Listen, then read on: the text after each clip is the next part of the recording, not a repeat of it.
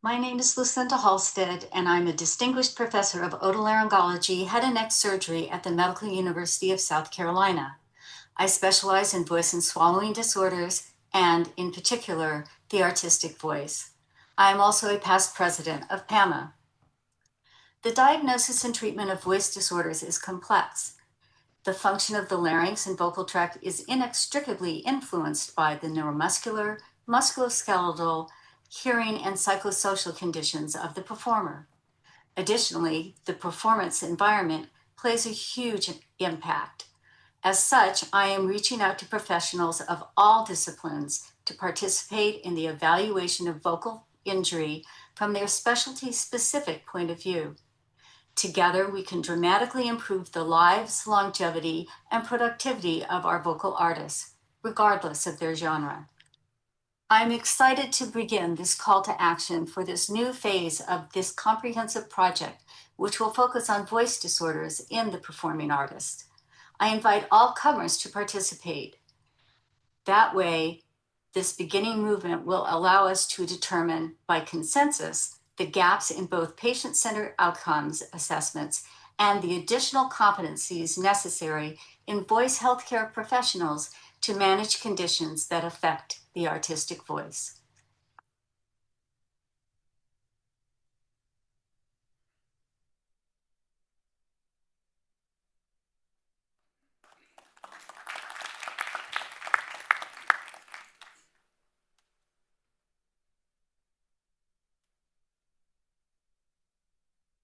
Hello, I'm Dr. Katerina Vardonikolaki. I'm an Otolaryngologist, or in simple words, I'm an ENT. Although our field spans the ear, nose and throat, my deepest focus and greatest passion is hearing care, particularly for musicians and performers.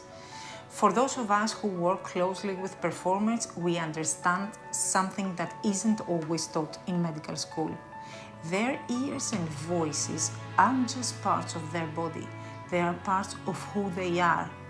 Over the years, I had the privilege of working closely with singers, musicians, sound engineers, actors and dancers all over the world whose ear and voices are not just parts with biological functions, but their instruments, their identity and their livelihood. And yet in the global medical community, we still lack a coordinated, evidence-based approach to caring for this unique population. Hearing health is an area that urgently requires an interdisciplinary global strategy. We need to come together to define the core competencies necessary for high-quality, consistent care. This is more than hearing as a sensory function. Hearing is deeply connected to communication, cognition, emotional well-being, and quality of life. For musicians and performers, these connections are even more profound. Right now, there are gaps in training, gaps in diagnosis, gaps in collaboration. We have an opportunity to take action. I'm inviting all healthcare professionals who work with performers, ENTs, general ENTs, otologists, laryngologists, audiologists, speech-language therapists, researchers and educators to join a working group focused on competencies in care for performers. Together, we can define shared standards and expectations, promote earlier diagnosis and intervention, and elevate the level of care for artists worldwide. This call to action is the beginning of something bigger. If you're passionate about this field, if you want to shape the future of care, we need your voice. We need to share knowledge and practices and learn and speak the same language with performers worldwide. We need voices to sing and ears to listen. Let's work together to protect both. Thank you.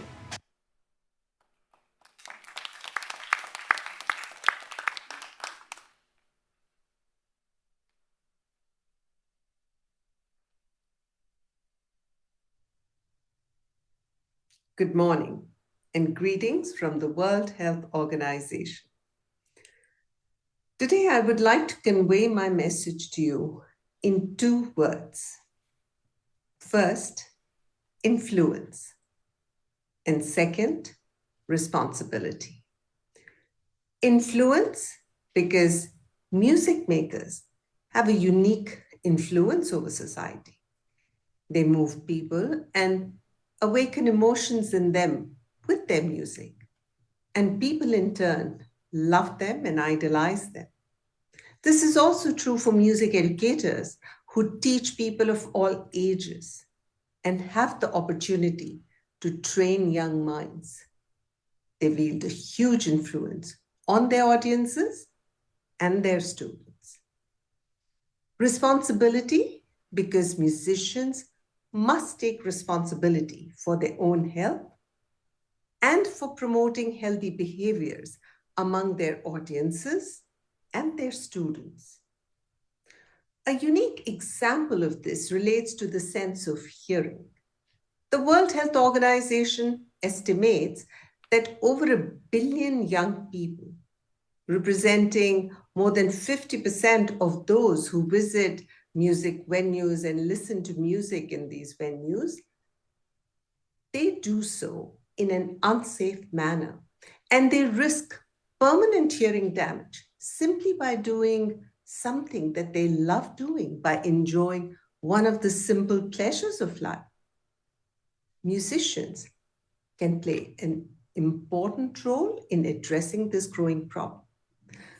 By learning and practicing safe listening, they can, on one hand, protect their own hearing, but this will also serve as an example for those who listen to their music and whom they teach and whose behaviors they have the power to influence. Because with great power, as you have heard, comes great responsibility. And in today's age, there is no power greater than the power of being able to influence minds, especially young minds. Musicians and music educators must use this power with responsibility so that they can impart not just the knowledge and love of music to their students, to their audiences, but also love and care for one's own hearing. So I invite you all to join hands with the World Health Organization and become part of our efforts to make listening safe. Because to hear for life, to enjoy music for life, it's important to listen with care. So I thank you, and I wish you the very best for this conference and for all your deliberations during these 2 days. Thank you.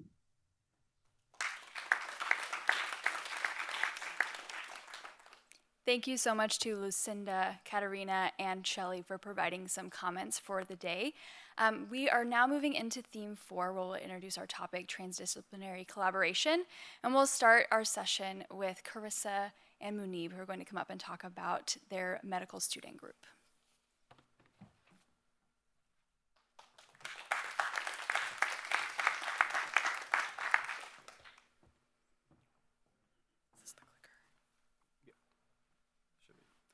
Good afternoon, everyone. Before I begin, I know we're almost at the end, but did anyone lose an iPhone by any chance? Okay, well, now that I have everyone's attention, that's actually my phone. We may begin. Thank you, Muneeb, for the introduction. My name is Karissa Chesky. I'm a 4th-year medical student at Baylor College of Medicine in Houston, Texas. And my name is Muneeb Zaidi. I'm a postdoc research fellow under Dr. Chesky at Johns Hopkins University. And we are truly so grateful to be here and are very excited, especially given the extensive discussions today about competencies and the need for standardization of musician healthcare providers. We truly are very humbled to be talking on behalf of medical trainees to advance the music discipline today. So, like many of us here today, I am many things, as you can see on the screen: a friend, doctor in training, a daughter, but also a musician. As a pianist and cellist for nearly my whole life, I felt the powerful joys of music making including the excitement, swells of emotion, and the opportunity for deep expression that it brings. Notably, I've been playing the piano since before I could stand, and the cello since when in the 3rd grade my dad, Dr. Chesky, took me to the annual PAMA Symposium in Aspen, where I heard an Argentinian cellist play in an outdoor open theater and quickly thought, wow, I gotta do that. Interesting childhood going to conferences. I know it's a little weird. So despite all these joys, however, I have also felt the overwhelming fatigue, cramping of my arms and hands, back pain, and particularly the extreme psychological stressors from teachers and others related to my music making. My story, as we've heard so many times today, is not uncommon. Participating in music professionally or recreationally requires acknowledgement of the occupational health concerns that come with it, both from the performer and, importantly, related stakeholders. So today we represent one of those critical stakeholder groups, medical trainees. Medical trainees, including medical students, residents, and fellows, are in their critical stages of skill development, building the fundamental knowledge for the practice of medicine. In said programs, trainees often already learn about vulnerable populations and their nuanced specific needs. However, patient groups experiencing occupational health concerns are almost never acknowledged, including the musician-patient cohort. This leaves future physicians continually unaware and unprepared for the specific presentations, diagnoses, management, and interpersonal skills required to keep musicians healthy and safe. As for any other specialty where resident and fellow trainees specifically pursue specialized training in their said area, future physicians should be prepared to treat musicians at their best. In fact, physicians in training are uniquely primed to embrace a moving medical world that includes a new specialty of musicians' health, being that they have curricular flexibility, proximity to academic institutions, increased energy and motivation, and are in the pipeline to become clinical educators, department leaders, and policymakers themselves. I myself, as a soon-to-be child neurologist, have approached several mentors throughout medical school with questions about things like focal musicians' dystonia in children, to possible prevention methods of occupational health concerns related to the performing arts in early childhood development. But I've nearly always been met with an "I don't know," or shockingly, "that just doesn't exist." The lack of musicians' occupational health in medical curricula is astounding and requires prompt attention. So therefore, we, on behalf of medical trainees, call on medical schools, graduate medical training programs, accrediting bodies, musicians, and medical trainees otherwise to establish formalized training programs in musicians' health. Thank you. As mentioned, we represent medical trainees at large, but specifically a unified cohort of medical students, residents from around the country eager to advocate for the occupational health of musicians. This group has written a formal declaration to be published with other summit materials stating this call to action. Supported by justification for this educational need, here we recognize that musicians face a range of preventable health concerns ranging across all organ systems: hearing loss, facial dystonia, musculoskeletal injuries, mental health issues that can end careers if left unrecognized or poorly managed.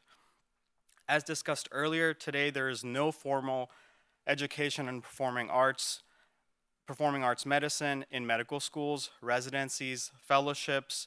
Aside from a single fellowship worldwide, we as medical trainees feel this gap. And we argue that this is a missed opportunity. Medical trainees at a formative stage and would benefit from structured exposure to occupational health challenges musicians face. We propose integrating performing arts medicine into standard curricula through electives, case simulations, and interdepartmental collaboration across all specialties of medicine, specifically primary care, neurology, PM&R, orthopedics, psychiatry, ENT, the list can go on and on. This is a call to action. We urge stakeholders, medical educators, accrediting bodies, healthcare systems, performing arts institutions to recognize musicians as a distinct population in occupational health. By embedding performance arts medicine into training, we can improve early intervention, reduce stigma, and ensure sustainability of musical careers. This effort represents a broader paradigm shift towards a future where no musician's health is compromised due to the lack of informed medical care.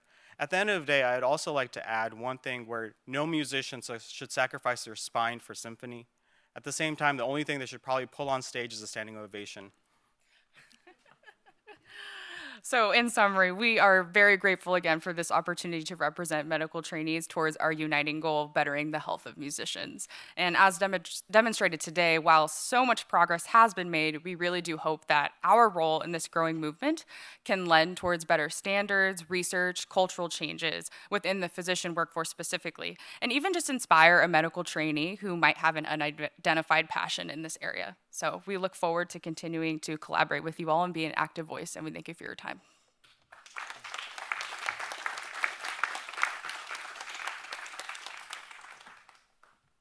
Thank you so much to Muneeb and Karissa. We'll now hear from Raluca and Matthew, and they'll give us an update on their mental health working group.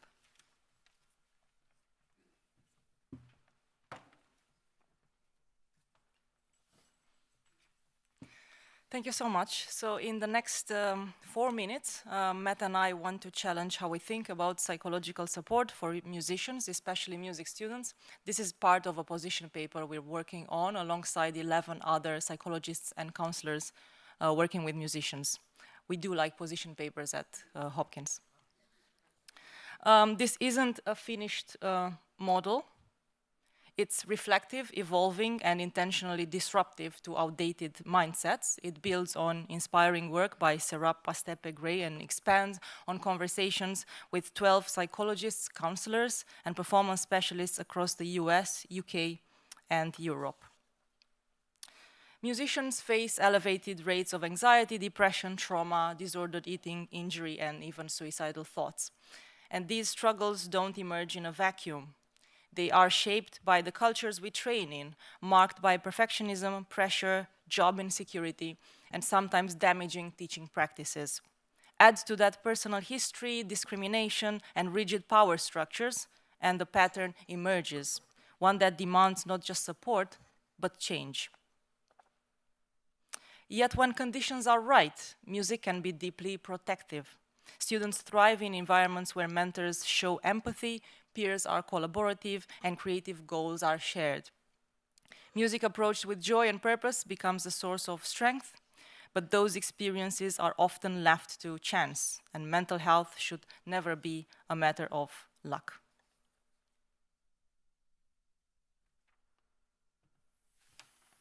Hello, and thank you, Raluca, for inviting me to present here. My name is Matt Tomatz. I'm the embedded psychotherapist to the College of Music at the University of Colorado Boulder. We already know that psychological support works. Therapy, coaching, group work, community interventions. But contributors kept asking, if these environments are doing harm, is it enough to help musicians survive them, or should we be changing them? A recurring theme emerged. Psychologists must go beyond treatment to become advocates, helping transform systems, not just operate within them.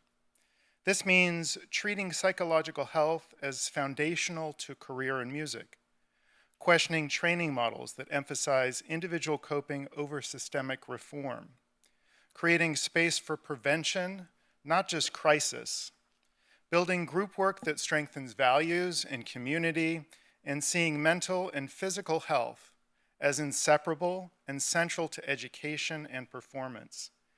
This is how we move from fixing individuals to transforming systems.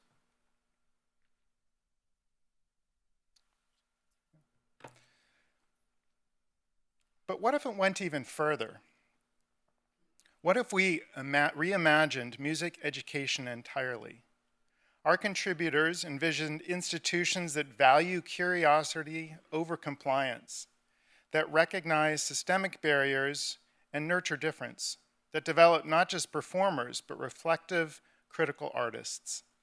In this vision, health and creativity aren't competing, they're inseparable. It may sound radical, but in a rapidly changing world, radical may be what we need. Musicians' mental health isn't just about music, It's a birthing ground for how we prepare people for high-pressure, complex careers. Perhaps we don't need a new subspecialty, but rather a new mindset, one that crosses disciplines, honors lived experience, embraces nuance, and asks, what kind of artists and what kind of humans are we really trying to shape? If we see this as a cultural change, not just a clinical one, then we all have a role to play. Psychologists, educators, musicians, and institutions alike. And who knows, maybe this model won't just change how we support musicians.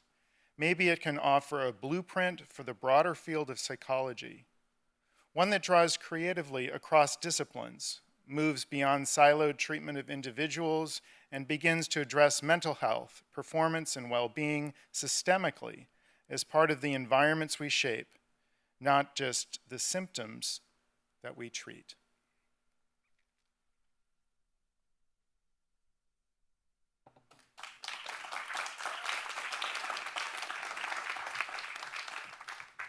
Thank you, Raluca and Matthew. We now have Kourtney for our voice working group.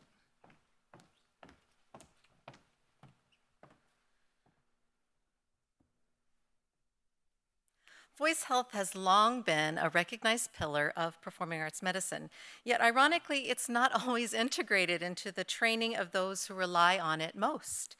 While we often associate voice health with singers, nearly all performing artists use their voice intensively and repeatedly as part of their craft. Dancers and instrumentalists teach, conduct, direct, network, advocate, and increasingly create social media. Their voice becomes their secondary instrument, essential not only to their professional presence, but also to their ability to navigate both personal and artistic life. And yet, many tertiary music and theater programs haven't kept pace. Curriculum design, institutional policy, and healthcare infrastructure have lagged behind the needs of the modern voice user. That sounds familiar. This is the focus of our work is the Voice Health Convergence Group, a collective of physicians, clinicians, where did all of them go? They're supposed to all be there. Anyway, this is the focus of us, the collective of physicians, clinicians, pedagogues, and researchers committed to bridging the gap between voice health knowledge and the lived realities of students in higher education. For singers and actors, the voice is their primary artistic tool, but it's more than that. The voice is physical, psychological, social, and symbolic. It carries artistry, but also culture, emotion, authority. When injury or dysfunction occurs, it doesn't just affect resonance or range, it can disrupt communication, confidence, human connection. For students, this can mean not only artistic setbacks, but social withdrawal, anxiety, the fear of stigmatizing judgment. And still, many institutional structures treat singers as interchangeable parts, rather than as voice athletes requiring individualized care. Singers and other voice users are too often left to self-manage without the knowledge, vocabulary, or support to do so effectively. We outline 3 barriers to health-sustaining systems. The first barrier is educational. Despite decades of advancement in voice science, many students, and quite frankly, many instructors, lack basic training in anatomy and physiology, respiratory mechanics, and acoustic output. These concepts are often delivered inconsistently or even not at all. Outdated voice hygiene lists and viral social media posts can fill the void, leading to confusion and poor decision-making. The second barrier is cultural. A persistent stigma surrounds voice injury in conservatories and theater programs. Students fear being seen as weak, uncastable, professionally doomed, and often they delay seeking help until the problem is severe. Moreover, the common cold can be as devastating to a singer's performance as a polyp or a hemorrhage. The third barrier is structural. Arts programs often prioritize output over sustainability, leaving students to carry heavy voice loads, often across genres and without guidance. The inability or unwillingness to double cast, over-rehearsing, and environmental challenges like stage fog, cumbersome costumes, poor acoustics, and intense choreography compound this risk. Voice-aware professionals are rarely included in production decisions, and faculty may hesitate to intervene due to limited authority or job insecurity. I see you. Even when students speak up, access to care is far from guaranteed. Many campuses lack voice-trained clinicians, and referrals are limited. Financial and geographic barriers combined with provider inexperienced professional voice users can lead to delayed or inappropriate care. Multidisciplinary coordination, when it happens, can be transformative, but medical and institutional silos can often block collaboration between providers, faculty, and students. So how do we shift from reactive to proactive systems? The Voice Health Convergence Groups offers 5 key recommendations. It is imperative that we build curricula that prioritize voice literacy. Foundational coursework in voice anatomy, physiology, and lifespan care should be required, contextualized through technique, science, and the lived experience of performing. 2, we propose the creation of interdisciplinary voice health teams. While not every school may be able to sustain a standing team, each should at least be able to have a list of qualified professionals in their area who can be consulted with student care, production, and policy. 3, we strongly advocate establishing compassionate injury protocols, clear pathways for disclosure, treatment, and temporary accommodations and recovery should mirror the best practices in sports medicine. An individualized return to voice plan should not be exceptional. It should be the standard. Our position is that schools should reduce stigma and normalize health seeking. Institutions must model transparency. Faculty can reduce stigma by sharing experiences and framing voice care as a marker of professionalism, not fragility. And 5, we urge consideration of ensuring equity in access to care. Students need affordable access to qualified professionals via campus, referral networks, even telehealth, with financial support prioritized where needed. The human voice is too often taken for granted until something goes wrong. But we must build systems that support the voice before injury occurs and that respond with compassion and clarity when it does. So let's do what we ask our students to do every day, to listen closely, to engage in meaningful conversation and collaboration, and to act with clarity and purpose.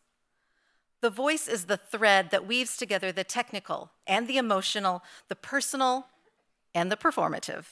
As advocates, we have the responsibility and the privilege to ensure that every voice entrusted to us is heard, understood, and sustained. Thank you.